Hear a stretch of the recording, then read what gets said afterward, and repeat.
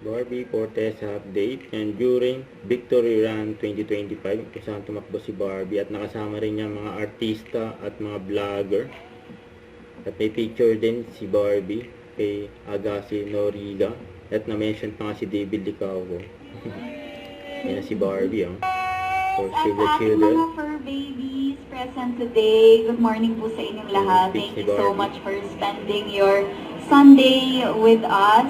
I am here and I ran 10 kilometers on behalf of Save the Children as one of their ambassadors today.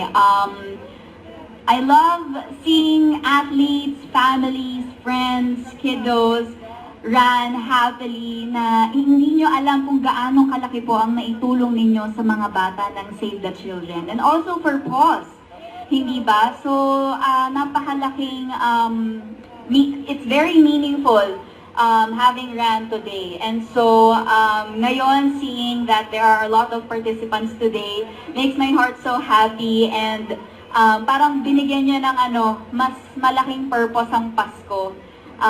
Dahil nakatulong na kayo and we all share our love for running and love. Yan. Yan tayo mga picture ni Barbie, mga pa-picture sa kanya dyan sa Victory Run. Yan, sa panangkain ni Barbie.